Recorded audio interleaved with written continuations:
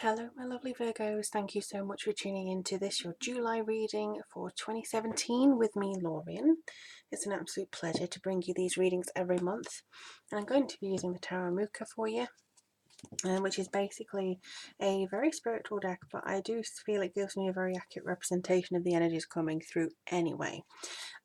If you want to check your moon, sun and rising sign, this is a general reading for those in Virgo, but if you want to have a look at the other signs that represent you, do that, because it takes a little bit of a look around to see exactly what your moon sign is doing and your rising sign, and it can be very helpful. If you want a private reading with me, click on the link below. All the readings that I offer are on my website, and I should be opening my Etsy shop again very soon.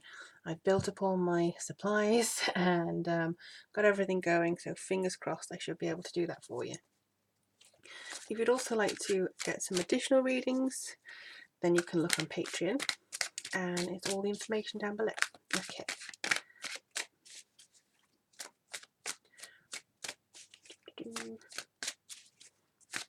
Let's see what Virgo's got this month, hey?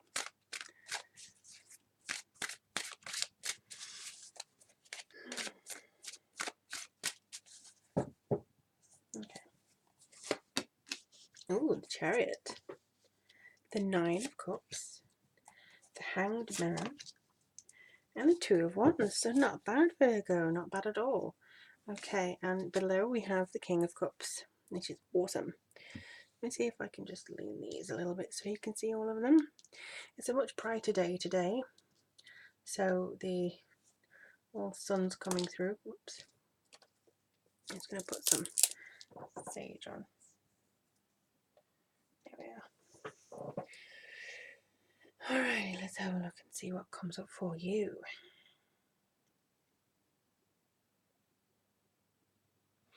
Alright, well, there's definitely a feeling of you getting something that you've longed for this month.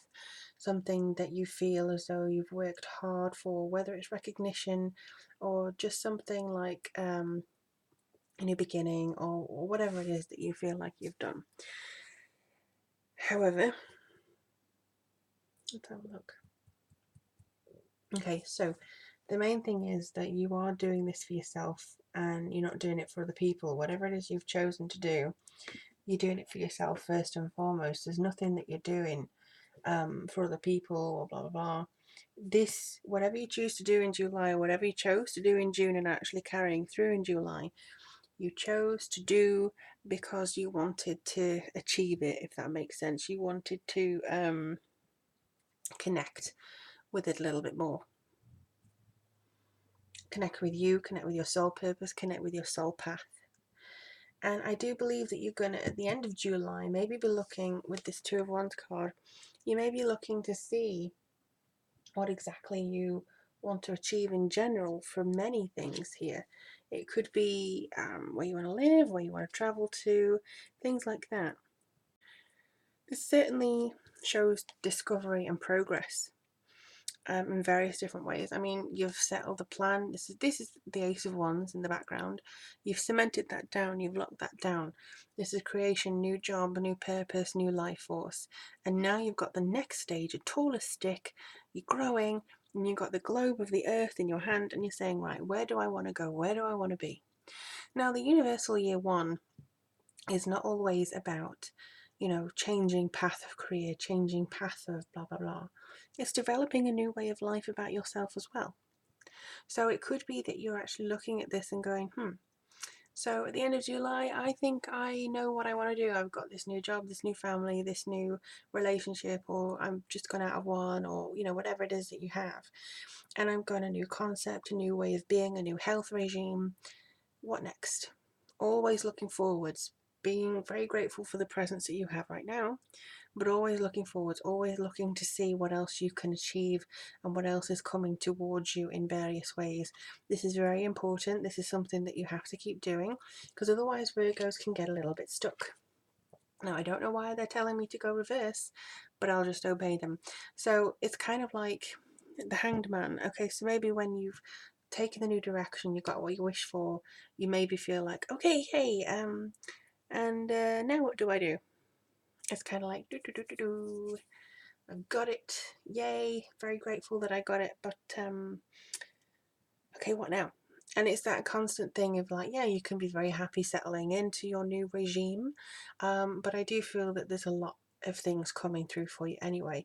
It's kind of like being happy and making a life, but always wanting more. And I think it's kind of your subconscious maybe telling you that there is something different coming up for you. And again, with this one, it's about looking at it from a different perspective. So he's upside down, but it's not just kind of wasting his time. He's actually looking at things a completely different way and maybe thinking, well, I could do this or I could do that, or, maybe if I did it from this direction. It's all about waiting until you're the top of the Ferris wheel, looking out over the distance and seeing where you need to be or where you want to be. And that is also tied into that. So it's basically saying, just hang tight, make your plans. So long as you are still moving forwards with something, you don't feel like you're stuck in the rut. You're still doing something to further yourself forwards, whether it's problem solving in a relationship or a career choice or a new job or the people that have said that they're your friends and are not. It's that kind of thing that you're always moving towards something. Because the thing is, when you have a wish fulfillment, sometimes it doesn't come up how you wanted it to be. I want more money. I want more security. I want a better job. I want more freedom. I want blah blah. It could even be, what is it? I want to travel the world. I want to be more psychic. I want to, develop my gifts. Choose one thing and directly, make your focus on that. Make sure that you are committed to that in moving towards something, because the 9 is all about fruition, and it is all about having that kind of comfort and satisfaction of actually achieving something. Whoops, I just realized I'm all the way down here. So it's about this achievement of something and this achievement of control or love or stability. But this is all about having to make that movement towards something that you really do desire. And for me, it seems like there's still a little bit of striving for something that you don't think that you can have or you don't think you deserve. And I'm here to tell you, my lovely Virgos, of which I have about 3 or 4 friends who are Virgos, you deserve everything that you desire. But you have to make sure that you don't feel that when you have it, guilty. For instance, I've got this great new job and I got all this money, or I've got this great new partner and all this love, or I've just got the opportunity of a lifetime to go backpacking in Central America or whatever. I don't know where you go. Don't feel guilty for having opportunity, and don't feel guilty for maybe feeling a little bit selfish.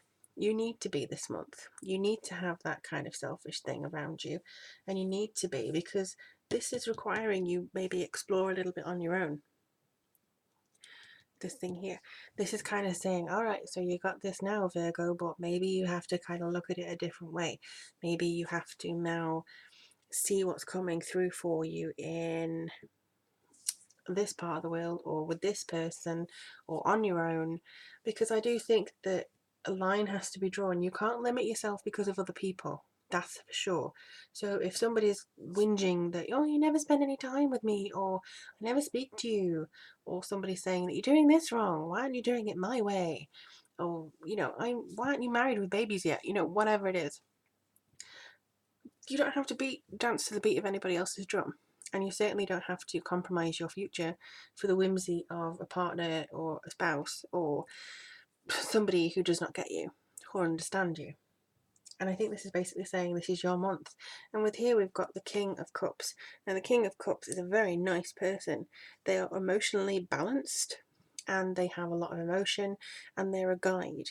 And it could be that the issue this month is with somebody of this water sign, so it's Cancer, Scorpio, Pisces of a male variety, or it could just be that they are more involved in kind of giving you the push forwards and saying, hey, have the confidence, you can do it, I believe in you.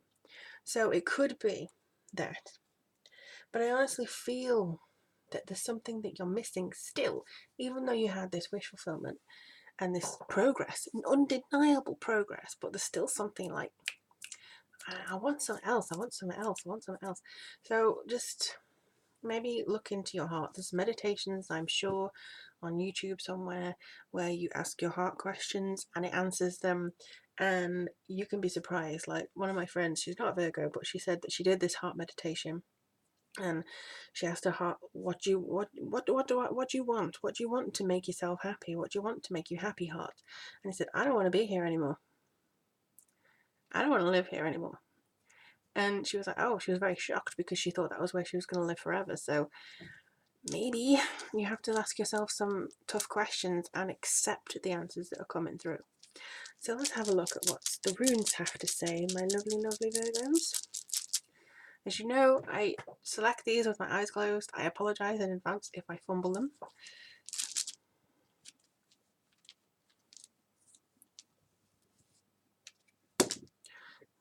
Who forgot? Hey! Okay, I always love it when this one comes through.